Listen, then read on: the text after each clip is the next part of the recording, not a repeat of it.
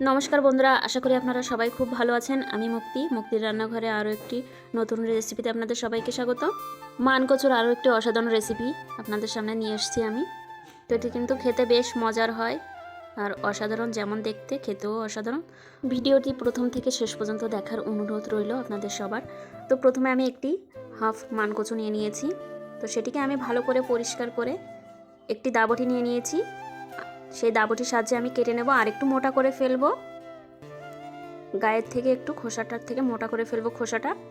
তোমার মোটা করে দেখুন কতটা আমি মোটা করে ফেলে দিয়েছি, আর আরও কিন্তু আমি এর গায়ের থেকে আরও একটু মোটা করে ফেলে দেবো, কেননা অনেক সময় গাল ধরে, গাল চুলকায়, তো তার জন্য আমি আর একটু মোটা করে ফেলে দেবো।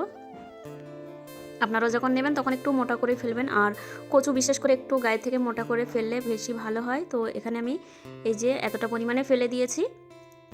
তারপর আমি একটি পাত্র নিয়ে নেব, আর সেই পাত্রে আমি এটাকে মাঝখান থেকে দুভাগ করে টুকরো করে নেব। আর কচুটা কিন্তু খুবই ভালো আর পুরো সাদা ধবধবে। তো আমি এটারও মাঝখান থেকে কেটে আমি এখানে 4 টুকরো করে নেব। আপনারা আপনাদের সুবিধা মতো কেটে নেবেন। এখানে আমার পুরোটা কাটা হয়ে গেছে, কমপ্লিট হয়ে গেছে, দেখতে কতটা ভালো লাগছে। তারপরে আমি এই কচুর মাঝখান থেকে আরও কেটে নেব, টুকরো টুকরো করে নেব। আমি আমার সুবিধা মতো ছোট ছোট টুকরো করে নেব, আপনারা আপনাদের সুবিধা মতো টুকরো করে নেবেন। তো এখানে এই যে আমি আমার সুবিধা মতো কেটে নিয়েছি ছোট ছোট করে। তো এই যে দেখতে পাচ্ছেন এখানে যে কচুর টুকরোগুলো আছে, একইভাবে আমি সবগুলো কেটে নেব। তারপর আমার এখানে দেখুন কাটা হয়ে গেছে, আমি একটি পাত্রে নিয়ে নেব সব কচুগুলো।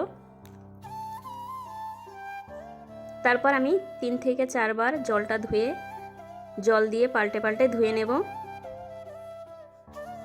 তোমার ধোয়া কমপ্লিট হয়ে গেছে, আমি একটি পাত্রে তুলে নেব। আর কচুটা কিন্তু খুবই সুন্দর লাগছে দেখতে। তারপর আমি চলে আসলাম, এখানে আমি শিলনোড়া নিয়ে নিয়েছি, ভালো করে ধুয়ে পরিষ্কার করে নিয়েছি আগে থেকেই। তারপরে এখান থেকে আমি অল্প অল্প করে নেব আর বেটে নেব। আপনারা চাইলে মিক্সার জারেও করতে পারেন। তারপর আমি শিলের পেছনটা দিয়ে আগে থেতো করে নেব, তাহলে সুবিধা হবে বাটতে। তো দেখুন আমার বাটাটাও কমপ্লিট হয়ে গেছে। এমনভাবে আমি সবগুলো বেটে নেব। একটি পাত্রে আমি তুলে নিয়েছি। তো আমি আরও একবার দেখিয়ে দেব। আর শিলনোড়াতে বেটে কিন্তু খাওয়ার মজাটাই আলাদা।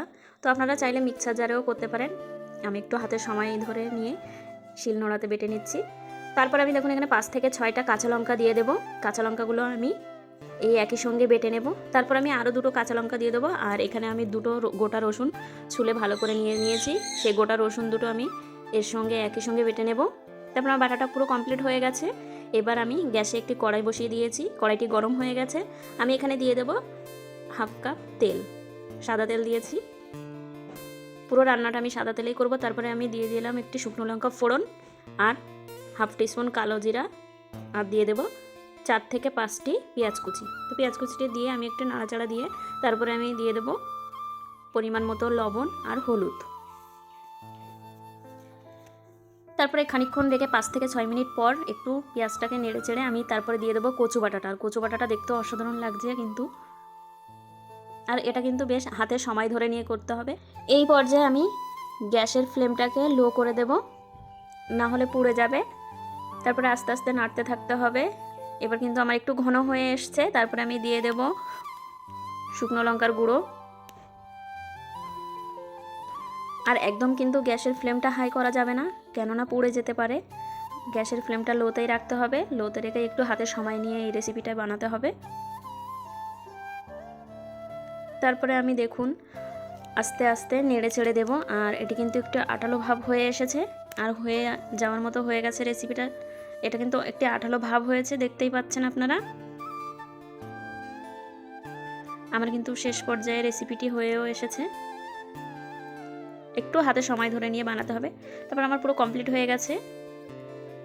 পুরো আধ ঘন্টা 20 থেকে 25 মিনিট মতো এইভাবে লো ফ্লেমে নাড়তে নাড়তে কিন্তু আমার রেসিপিটি হয়ে যাবে। তারপর আমি একটি পাত্রে তুলে নেব। আর রেসিপিটি দেখুন, দেখতেই পাচ্ছেন কতটা ভালো হয়েছে, লোভনীয় লাগছে দেখতে, অসাধারণ হয়েছে। ধোয়া ওটা গরম ভাতে কিন্তু অসাধারণ লাগবে খেতে। একতলা ভাত কিন্তু নিমেষেই শেষ হয়ে যাবে। তো বন্ধুরা, ভিডিওটি প্রথম থেকে শেষ পর্যন্ত দেখে আপনাদের যদি ভালো লেগে থাকে অবশ্যই একটি লাইক আর কমেন্ট করে জানাবেন কেমন হয়েছে। দেখা হবে নতুন ভিডিওতে। সবাই ভালো থাকবেন, সুস্থ